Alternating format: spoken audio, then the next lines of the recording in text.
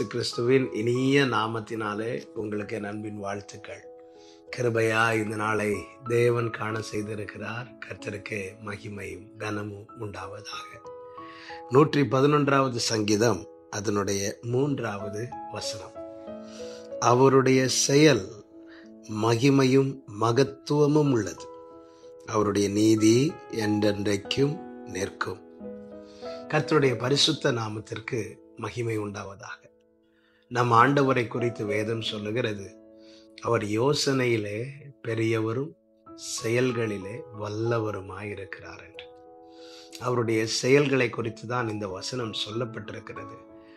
அது மகத்துவமும் மகிமையுமாயிருக்கிறது. கர்த்தர் ஒன்றை செய்யும் போது அதிலே அவருடைய மகத்துவம் வெளிப்படுகிறது, அவருடைய மகிமையும் வெளிப்படுகிறது. தேவன் செய்கிற ஒவ்வொரு காரியமும் எப்படிப்பட்டதா இருக்கிறது என்று அதே 111வது சங்கீதத்தின் 2வது வசனமும் 3வது வசனத்திலையும் பார்க்க முடியும். 2வது வசனத்திலே சொல்லப்பட்டிருக்கிறது, கர்த்தரின் செய்கைகள் பெரியவைகளாயிருக்கிறது.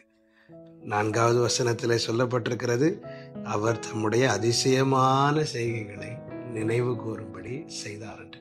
கர்த்தர் ஒன்றை செய்கிறார் என்றால் அது நம் பெரியவைகள் என்று சொல்லும் போது நம்மால் செய்ய முடியாதவைகள், நம்மால் செய்யக்கூடாதவைகள். மோசேக்கு சிவந்த சமுத்திரத்தை நோக்கி கோலை நீட்ட மட்டும்தான் முடியும். அந்த கடல் பிளக்க வேண்டுமா இல்லையா என்பதை தீர்மானிக்கிறது கர்த்தர். மோசேக்கும் தெரியாது எதற்காக கோலை நீட்ட சொல்லுகிறார் என்று. ஆனால் கர்த்தர் சொன்னபடி மோசே கோலை நீட்டின போது கர்த்தர் தம்முடைய காற்றை அனுப்பினார். அதனால சிவந்த சமுத்திரம் 2ஆக பிளந்து இஸ்ரவேலருக்கு அது நடுவே இருக்கிற பாதை காண்பித்து கொடுக்கப்படுகிறது. இது அவருடைய அதிசயமான செயல்கள். இந்த செயல்கள் பெரியவைகள்.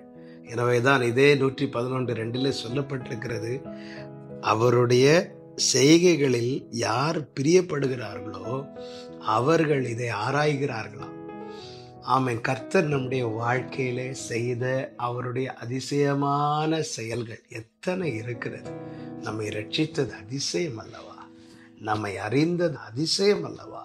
நம்மை அழைத்தது அதிசயம் அல்லவா? ஒவ்வொரு சூழ்நிலையிலும் நம்மை நடத்தி வந்தது, ஒவ்வொரு மதில்களை தாண்ட வைத்தது. எத்தனை நெருக்கங்கள் வந்தது, பலவீனங்கள் வந்தது, போராட்டங்கள் வந்தது. அதிலெல்லாம் கர்த்தருடைய கிருபையை அதிசயமாய் விளங்க பண்ணினாரே.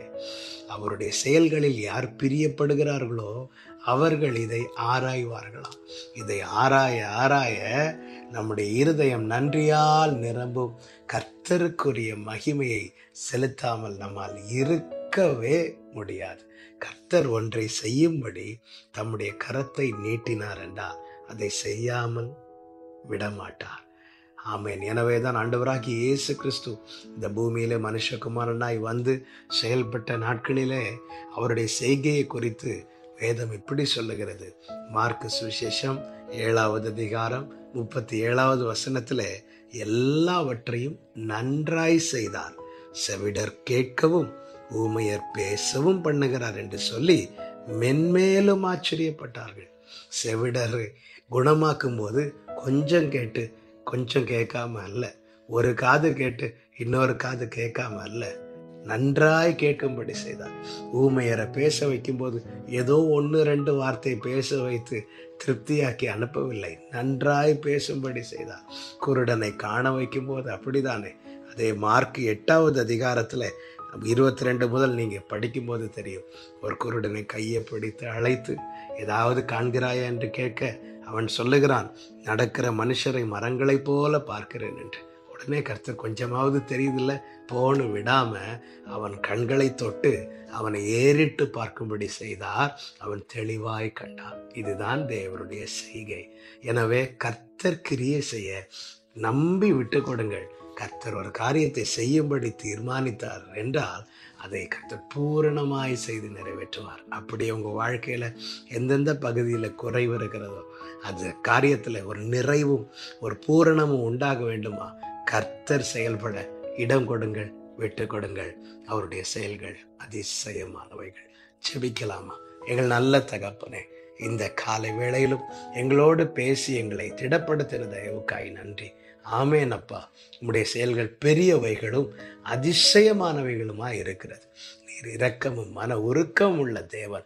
ஆண்டவரே, விரும்பி எங்கள் வாழ்க்கையில கிரியை செய்கிற நல்ல தேவன். அப்படியே ஒவ்வொருடைய வாழ்க்கையிலும் தேவனுடைய கிரியைகள் வெளிப்படுவதாக, தேவ நாமம் மகிமைப்படுவதாக.